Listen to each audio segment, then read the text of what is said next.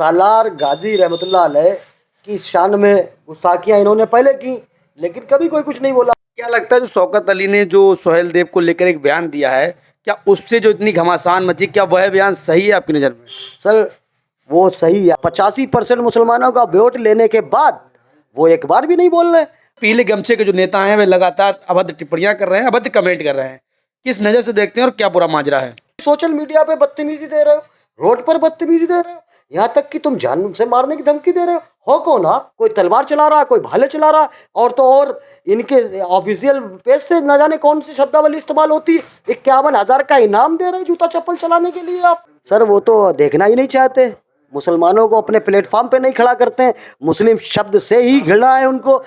मजलिस party के कौन है शौकत अली, जिन पर पीले गमछे के कार्यकर्ता पड़ रहे हैं भारी, जिस पर लगातार सोशल मीडिया में चर्चाओं का विषय बना हुआ है।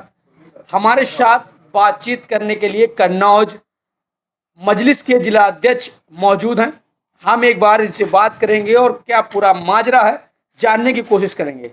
बहुत बहुत आपका स्वागत है सर। किस तरह की जो सोशल मीडिया पर टिप्पणियां देखने को मिल रही हैं, मजलिस के जो एक आपके नेता हैं उनको लेकर पीले गमछे के जो नेता हैं वे लगातार अभद्र टिप्पणियां कर रहे हैं, अभद्र कमेंट कर रहे हैं। किस नज़र से देखते हैं और क्या पूरा माजरा है? सर पहले ये बताएं आप, अगर कोई मसला होता भी है शब्दावली का, सालार गाजी रहमतुल्लाह अलैह की शान में गुस्ताखियाँ इन्होंने पहले की, लेकिन कभी कोई कुछ नहीं बोला।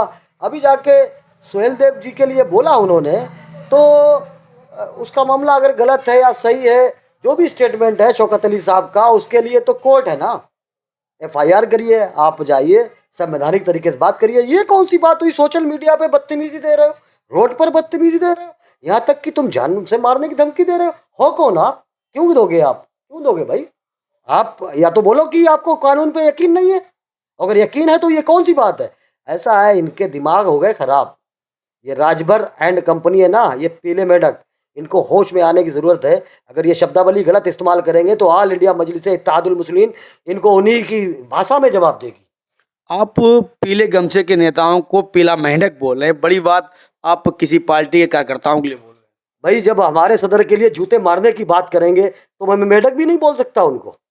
आप बताएं, आपको कोई गाली दे रहा है तो ये बात सही है कि आप क्या बोल रहे हो? आप कह रहे हो मैं जान से मार दूंगा, कोई कह रहा गोली मार दूंगा, कोई तलवार चला रहा, कोई भाले चला रहा, और तो और इनके ऑफिशियल पेज से न जाने कौन सी शब्दावली इस्तेमाल होती है। 51,000 का इनाम दे रहे जूता चप्पल चलाने के लिए आप। किसको इनाम दिया जाएगा? जो ये कह रहे हैं राजभर के लोग, क्या कह रहे हैं कि जो उनकी शौकत के साथ बदतमीजी करेगा उसको 51,111 रुपये इनाम दिए जाएंगे। क्या लगता है जो शौकत अली ने जो सोहेल देव को लेकर एक बयान दिया है, क्या उससे जो इतनी घमासान मची, क्या वह बयान सही है आपकी नज़र में?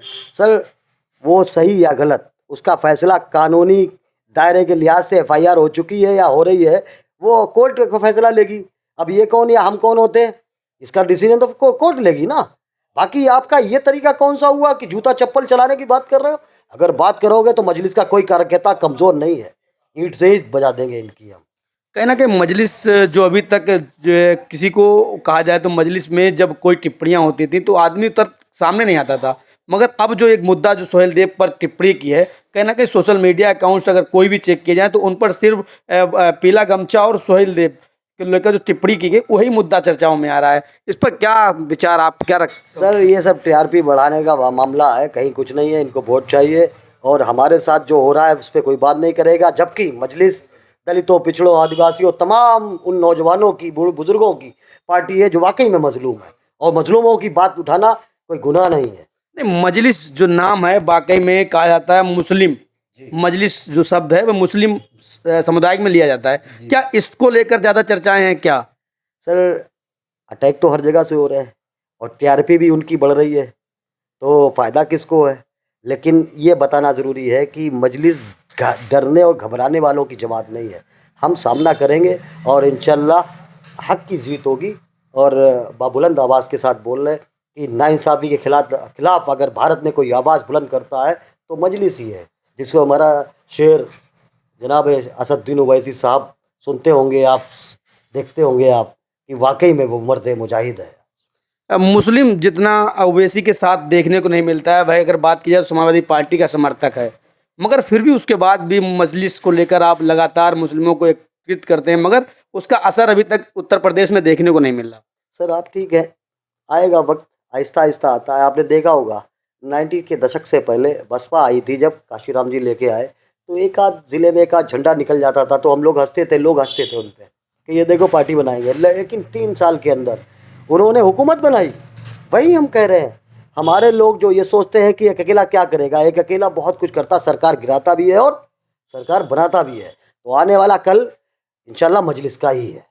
मगर अगर मुस्लिम समाज के जो लोग हैं, अगर वह एमआईएम के साथ हो जाएंगे, फिर समाजवादी पार्टी जिस दम पर मैदान में उतरकर वोट मांगने का काम करती है, चुनाव अपने प्रत्याशी को लड़ाती है, कहना कि उन्हें मुस्लिम से 100 में 100% भरोसा होता है कि उनका जो वोट वह क्लियर होता है कि मुस्लिम उन्हीं को देगा। उसके बाद क्या, किस नज़र समाजवादी पार्टी को क्या देखेंगे आप लोग? सर एक्चुअली अभी बता देता हूँ, ये जो जितने झूठे सेकुलर दल हैं जो झूठ फैला कर सिर्फ वोट लेने का काम करते हैं, ना लीडर इनके पास मुसलमान चाहिए, ना लीडर्स की ही चाहिए, सिर्फ इनको वोट चाहिए।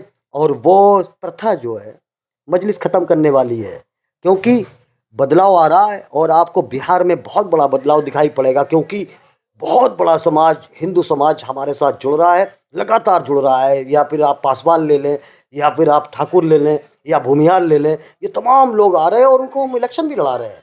बहुत बड़ा बदलाव आएगा, आपको देखने मिलेगा। इंशाल्लाह हम किंग मेकर होंगे बिहार में और उसका असर आपको उत्तर प्रदेश में दिखाई पड़ेगा 2027 में। आपकी लोकसभा के सांसद जो इसमें मौजूदा हैं अखिलेश यादव, कहीं ना कहीं वो एक पार्टी जो समाजवादी पार्टी के राष्ट्रीय अध्यक्ष भी हैं, उन्हें भी मुस्लिमों पर भरोसा है। आप अपना भरोसा जताना नहीं चाह रहे, क्या मसला है कि आप मुस्लिमों को एक नहीं कर पा रहे, या फिर वो अपनी पार्टी में मुस्लिमों को बढ़ावा दे रहे हैं, क्या है? सर वो तो देखना ही नहीं चाहते, मुसलमानों को अपने प्लेटफॉर्म पे नहीं खड़ा करते हैं। मुस्लिम शब्द से ही घृणा है उनको। 85% मुसलमानों का वोट लेने के बाद वो एक बार भी नहीं बोल रहे, अल्फाज नहीं लेना चाहते मुसलमानों का। छोड़े सर, ये कहते हैं कन्नौज वीवीआईपी जिला है, समाजवादी पार्टी का गढ़ है। कैसे है गढ़? अगर गढ़ है तो बताओ, आज तमाम कन्नौज जिले में घूमाओ जाके, गांव गांव खाली पड़े हैं। युवा जो है वो हिजरत करने पर मजबूर है, यहाँ से जाके रोजी रोटी के लिए मुंबई, गोवा, गुजरात जा रहा है। क्यों जा रहा है? उसकी उनकी माँ का इंतकाल हो जाए, बहन का, भाई का, तमाम लोगों का इंतकाल हो जाता है, उनकी मिट्टी में बेचारे शामिल नहीं हो पाते। वजह अखिलेश यादव, वजह समाजवादी पार्टी। अगर इन्होंने सोचा होता तो यहाँ पे तालीम होती, शिक्षा होती, और शिक्षा होती तो वहाँ पर स्वस्थ वातावरण होता। शिक्षक वातावरण ही सब कुछ बड़ी चीज़ होती है ना। यहाँ पे उनके पास बेरोजगारी नहीं होती, रोजगार होता। और यहाँ पर जो तमाम बेचारे युवा आज मजबूर हैं हिजरत करने पर, उसकी देन और सिर्फ अखिलेश यादव है। कहीं ना कहीं समाजवादी पार्टी के साथ साथ इन्होंने पीले गमछे के जो नेता हैं उन्हें भी घेरने का काम किया है। इन्होंने बड़ा सवाल अखिलेश यादव पर खड़ा किया है कि जो अखिलेश यादव हैं उन्हीं के कारण मुस्लिम समाज के जो युवा जो परेशान हैं, जो अपने देश छोड़कर विदेश जाते हैं या अन्य देश जाकर अपना धन कमाते हैं किसी तरह से भी, उसको लेकर उन्होंने अखिलेश यादव पर आरोप लगाया है कि वह अगर मुस्लिम के हितैषी होते तो कहीं ना मुस्लिमों के जो युवक हैं, जो बेरोजगार हैं, उन्हें कुछ ना कुछ मदद उनके लिए करते। कन्नौज से आप देख रहे थे अभी तक जो एमआईएम के जिला अध्यक्ष हैं, उन्होंने सारे सवालों के जवाब दिए। कन्नौज से शिवम सैनी की रिपोर्ट।